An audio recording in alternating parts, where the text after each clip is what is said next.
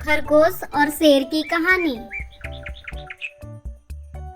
एक बार की बात है, एक जंगल में एक शेर रहता था। वो बहुत ही ताकतवर और डरावना था। सारे जंगल के जानवर उससे डरते थे।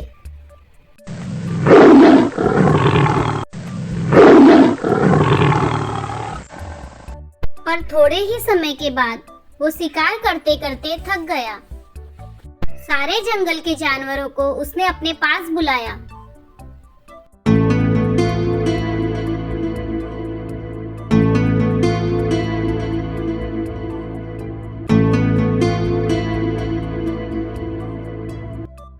मैं अब शिकार करना छोड़ रहा हूँ, पर बदले में तुम सब मुझे हर दिन एक जानवर भेजोगे जिसे मैं मार कर खा सकूं।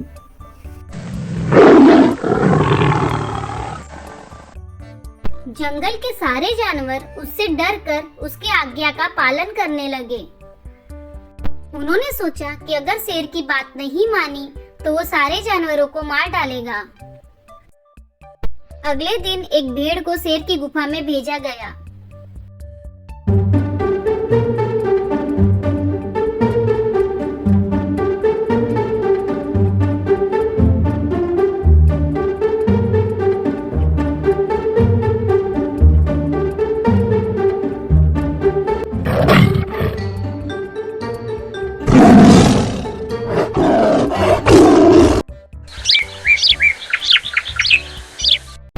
इसी तरह कुछ दिन बीत गए। फिर एक दिन एक खरगोश की बारी थी शेर की गुफा में जाने की। वो बहुत ही डरा हुआ और उदास था। शेर की गुफा में जाते जाते उसे रास्ते में एक पुराना कुआं दिखा। तभी उसे एक उपाय सूझा। फिर वो शेर की गुफा की तरफ बढ़ा।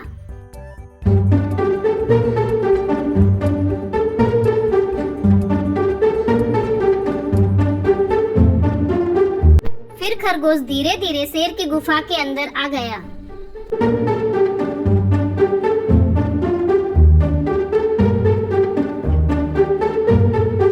शेर बहुत ही गुस्से में था क्योंकि खरगोश को आने में देर हो गई थी।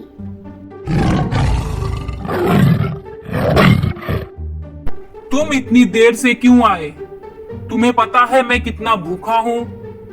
मुझे माफ कर दीजिए महाराज, पर जब मैं यहाँ आ रहा था तो रास्ते में मुझे एक और शेर मिला। वो अपने आप को इस जंगल का राजा बोल रहा था। मुझे अपना शिकार जानकर मुझे खाने की कोशिश कर रहा था। बड़ी मुश्किल से मैं अपनी जान बचाकर यहाँ आया हूँ, सिर्फ आपके लिए महाराज। शेर खरगोश की बात सुनकर खुश तो हुआ, पर जंगल में दूसरे शेर की खबर सुनकर उसे बहुत गुस्सा आया।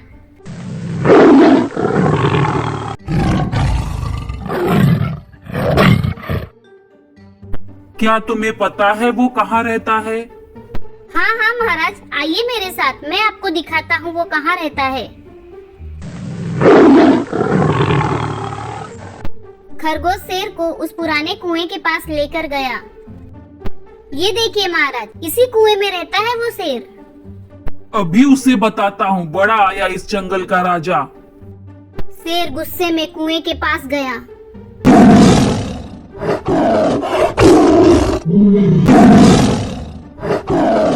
शेर ने कुएं में अपनी परछाई देखी और उसे लगा कि यहाँ पर दूसरा शेर है। वो गुस्से में दहाड़ने लगा और कुएं में उसकी आवाज गूंजने लगी।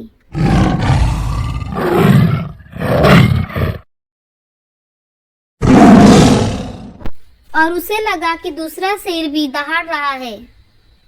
उसने गुस्से में कुएं में छलांग मार दी। ये उस शेर का अंत था। खरगोश शेर को मूर्ख बनाने में कामयाब हो गया और खुशी खुशी जंगल की ओर चल पड़ा।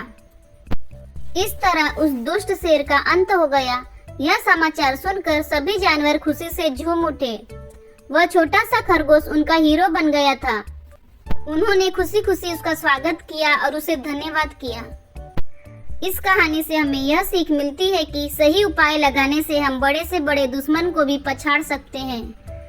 सही उपाय लगाकर ही खरगोश ने न सिर्फ अपनी बल्कि जंगल के सारे जानवरों की जान बचाई। बंदर और मगरमच्छ की कहानी। एक बार एक जंगल के बीच में नदी बहती थी। उस नदी में एक बूढ़ा मगरमच्छ रहता था। वो बहुत बूढ़ा और कमजोर था, इसलिए वह अपना शिकार भी नहीं ढूंढ सकता था। एक बार उसे बहुत जोरों की भूख लगी। वह बहुत कमजोर और थका हुआ था। अरे मुझे बहुत जोरों से भूख लगी है। जमीन पर अपना खाना ढूंढना कितना मुश्किल काम है। ये सोचकर वह एक पेड़ के नीचे जाकर बैठ गया। तभी वहां एक बंदर आया। उसने मगरमच्छ को देखा और उससे पूछा, अरे तुम इतने दुखी क्यों हो, क्या हुआ? मैं बहुत भूखा और थका हुआ हूँ। मैं अब जमीन पर शिकार नहीं कर सकता। ये लो, ये स्वादिष्ट सेब खाओ।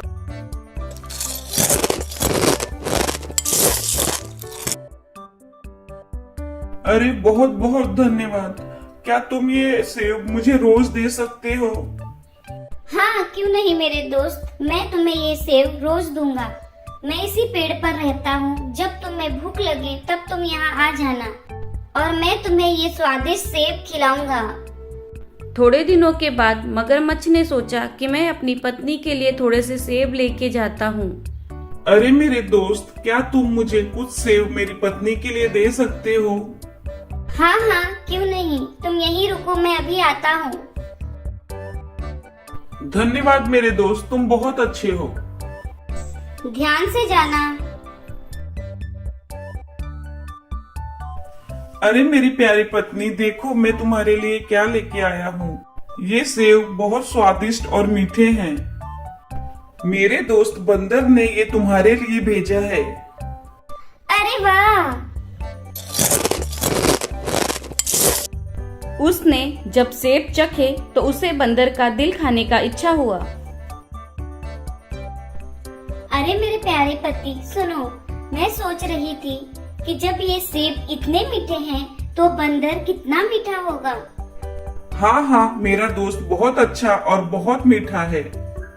वो मेरा सबसे अच्छा दोस्त है। वैसे मैं सोच रही थी कि उसका दिल कितना मीठा होगा और मैंने बहुत दिनों से मांस खाया ही नहीं है। क्या मुझे तुम उसका दिल लाके दे सकते हो? अरे नहीं नहीं, ये मैं कैसे कर सकता हूँ? वो मेरा सबसे अच्छा दोस्त है। अगर मैं तुमको उसका दिल लाके दूंगा तो वो मर जाएगा। मैं कुछ नहीं जानती, मुझे बस उसका दिल चाहिए। बस जाओ और लेकर आओ। अपनी पत्नी की बात सुनकर मगरमच्छ कुछ नहीं कह सका। वो सीधे बंदर के पास गया। अरे मेरे प्यारे दोस्त, मेरी पत्नी ने जब सेब खाए तो बहुत खुश हो गई और उसने तुम्हें दोपहर के खाने के लिए बुलाया है। अरे वाह, तुम्हारी पत्नी तो बहुत अच्छी है। चलो चलते हैं। बंदर मगरमच्छ की बातों में आ गया। थोड़े समय यात्रा करने के बाद बंदर ने मगरमच्छ से पूछा, अरे दोस्त, बताओ तो जरा, तुम्हारी पत्नी आज खाने में क्या बनाने वाली है? अपने दोस्त की खुशी देखकर मगरमच्छ सोच में पड़ गया। अरे मेरा दोस्त तो कितना खुश है, मैं इसे सच बता देता हूँ। अरे मेरे दोस्त सुनो, मेरी पत्नी आज तुम्हारा दिल खाना चाहती है, मुझे माफ कर दो। जब बंदर ने ये बात सुना तो घबराया नहीं और उसे एक उपाय सूझा। अरे हाँ हाँ, क्यों नहीं, बस इतनी सी बात। पर दोस्त, तुमने मुझे पहले क्यों नहीं बताया? हम बंदर अपना दिल पेड़ पर संभाल कर रख देते हैं। अब हमें वापस जाना पड़ेगा पेड़ तक मेरा दिल लेने के लिए। चलो, मुझे लेके चलो पेड़ तक। अरे मैं भी कितना बेवकूफ हूँ। चलो लेके आते हैं तुम्हारा दिल। ये कहकर मगरमच्छ बंदर को पेड़ तक लेकर आया। बंदर जैसे ही पेड़ पे पहुंचा, वो फटाफट कूद के पेड़ पर चढ़ गया और बोला, अरे ओ बेवकूफ मगरमच्छ, क्या कोई अपना दिल बाहर रखकर भी जिंदा रह सकता है? अब तो तुम्हें ना मेरा दिल मिलेगा और ना ही सेव। चलो भागो यहाँ से। उस समझदार बंदर ने बहुत ही समझदारी से अपनी जान बचा ली और मगरमच्छ अपनी बेवकूफ़ी की वजह से अपना एक अच्छा दोस्त और सेव दोनों खो दिए। इस कहानी से हमें यह सीख मिलती है कि विपरीत परिस्थितियों में भी हमें डरना नहीं चाहिए और हमें अपनी समझदारी से काम लेना चाहिए। मतलब अगर बंदर उस समय डर जाता तो वो कभी भी अपनी जान नहीं बचा पाता। बच्चों, इस कहानी से हमें यह भी सीखना चाहिए कि हमें किसी भी लालच में नहीं आना है। चालाक लोमड़ी और मगरमच्छ। एक समय की बात है, एक जंगल में एक लोमड़ी रहती थी। वो बहुत चतुर और चालाक थी। एक बार उसे प्यास लगी और वो नदी पर पानी पीने गई।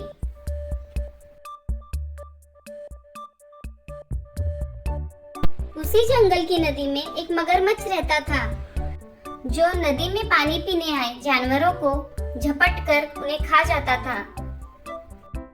लोमड़ी नदी में छुपे हुए खतरे से अनजान थी। जैसे ही लोमड़ी नदी में पानी पीने के लिए झुकी, मगरमच्छ ने झपट की उसका एक पैर पकड़ लिया।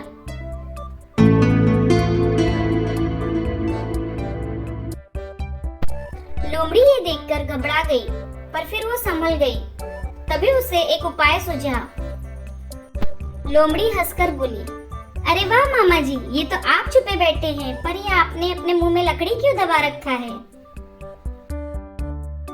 लोमड़ी को ऐसे हंसकर बोलते देख मगरमच्छ को शक हुआ कि कहीं सच में तो उसने अपने मुंह में लकड़ी नहीं दबा रखी है। उसने झट से लोमड़ी का पैर छोड़ दिया और लोमड़ी झट से कूदकर नदी से दूर खड़ी हो गई। और लोमड़ी ने हंस के कहा, क्या मामा, कैसे बुद्धू हो आप? लकड़ी और पैर में फर्क नहीं जान पाए? मेरा पैर तो बच गया, अब आप पकड़ते रहो लकड़ी। मैं तो चली यहाँ से। लोमड़ी खुशी खुशी वहां से चली गई और मगरमच्छ मुंह बनाकर हाथ मलता हुआ रह गया। अगले कई दिनों तक मगरमच्छ नदी के पानी में छुपकर लोमड़ी का इंतजार करता रहा, ताकि वो लोमड़ी से अपने मजाक का बदला ले सके।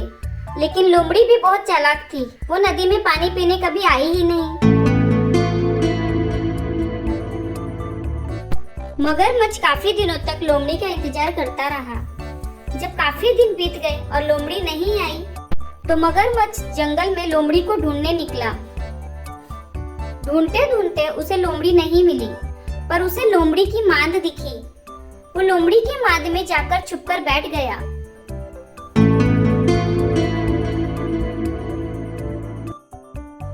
और लोमड़ी के आने का इंतजार करने लगा।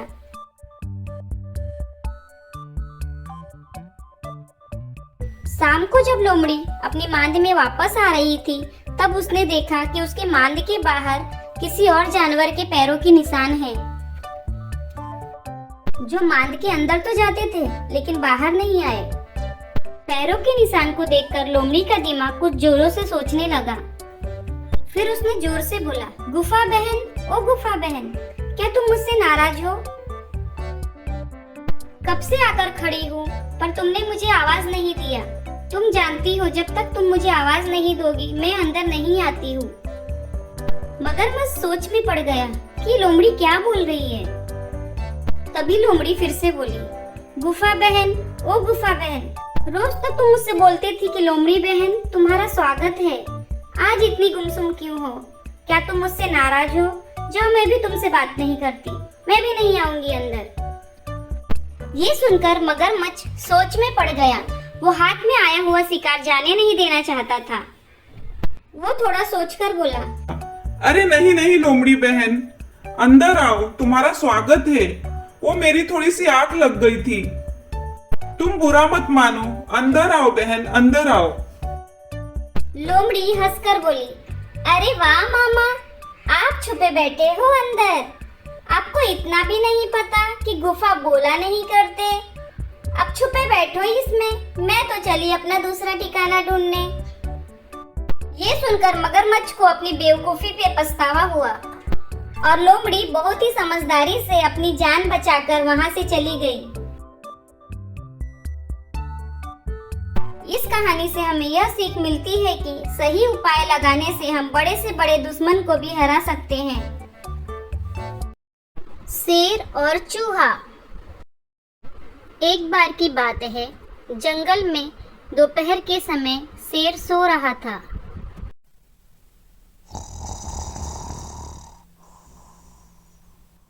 तभी वहां एक चूहा आया।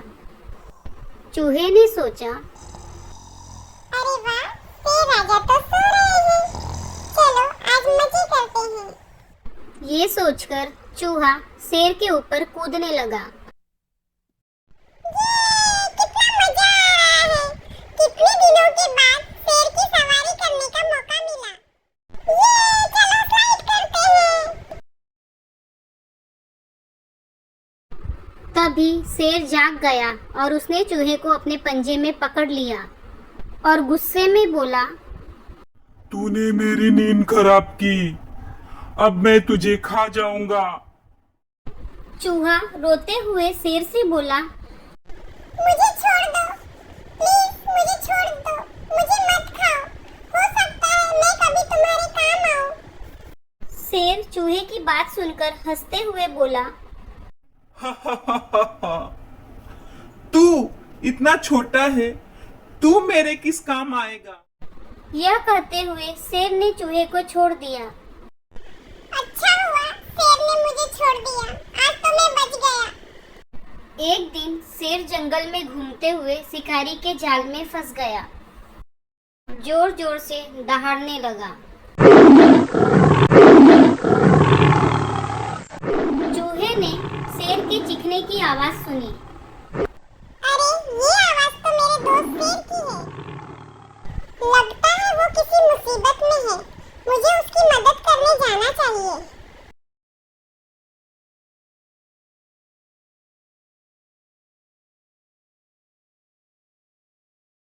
घबराओ नहीं मेरे दोस्त, मैं आ गया तुम्हारी मदद के लिए।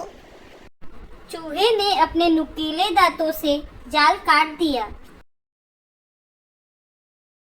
शेर ने चूहे को धन्यवाद किया और उसने कहा, अरे दोस्त, मुझे क्षमा कर देना, मुझसे गलती हो गई, मैं तुम्हें छोटा समझ रहा था।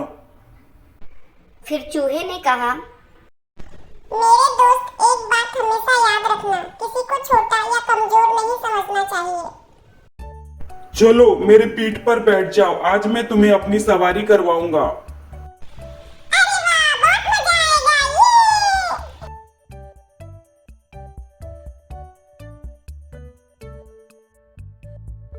इस कहानी से हमें ये शिक्षा मिलती है कि हमें दूसरों की ताकत को कम नहीं समझना चाहिए। लोमड़ी और कौवे की कहानी। एक समय की बात है, एक जंगल में एक कौवा रहता था।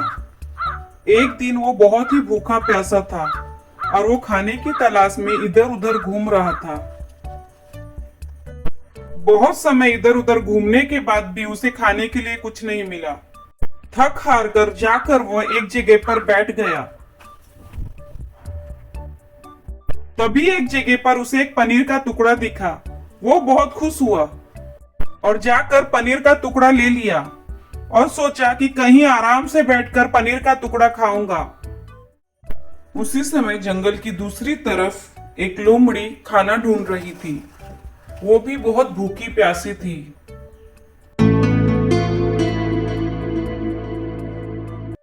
लोमड़ी इधर उधर खाने की तलाश में कब से भटक रही थी।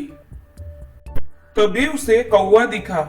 उसने अपने मन में सोचा, ये पनीर का टुकड़ा मेरा है, इसे तो सिर्फ मैं ही खाऊंगी। कौवे को मूर्ख बनाकर पनीर का टुकड़ा लेने की कोशिश करती हूँ। तभी लोमड़ी कौवे का पीछा करने लगी।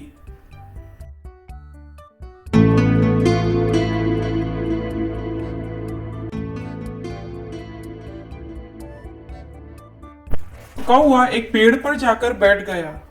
उसने सोचा, अब आराम से बैठकर पनीर का टुकड़ा खाता हूँ।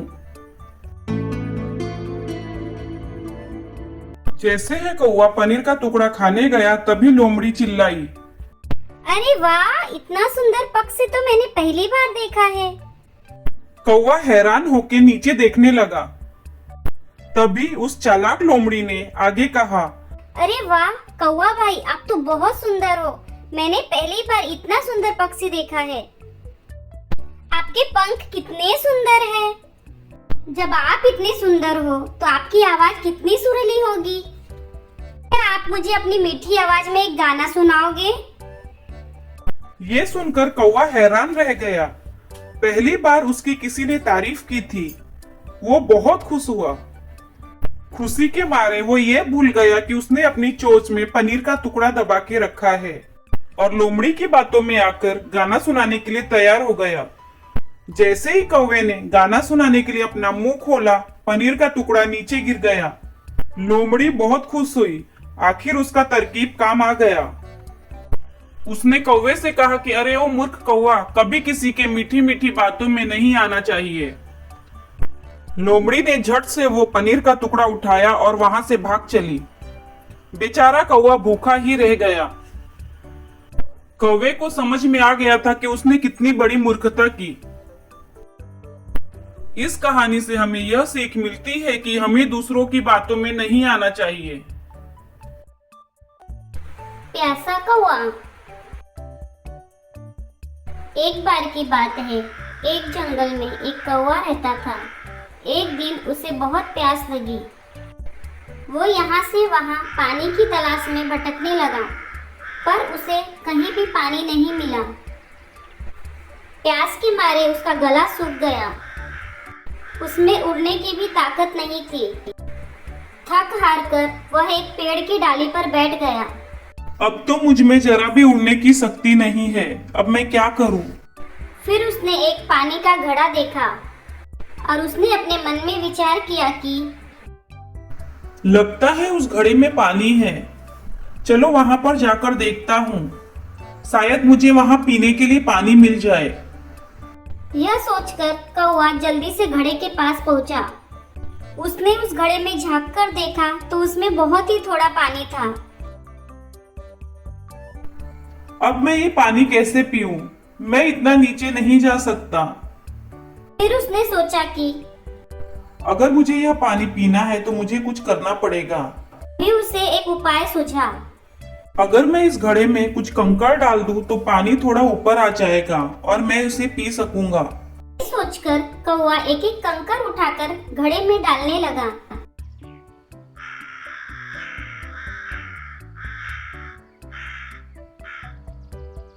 उसने एक एक करके बहुत सारे कंकड़ घड़े में डाल दिया। अब धीरे धीरे घड़े का पानी ऊपर आने लगा। कौवे ने पेट भरकर पानी पिया और खुशी से उड़ चला। अब उस घड़े में और भी पक्षी अपनी प्यास बुझाने आए और पानी पी के खुशी से उड़ चले। तो बच्चों, इस कहानी से हमें यह सीख मिलती है कि जहाँ चाह है वहाँ राह है। मतलब अगर हमें खुद पर भरोसा है तो हम बड़े से बड़ा काम आसानी से कर सकते हैं।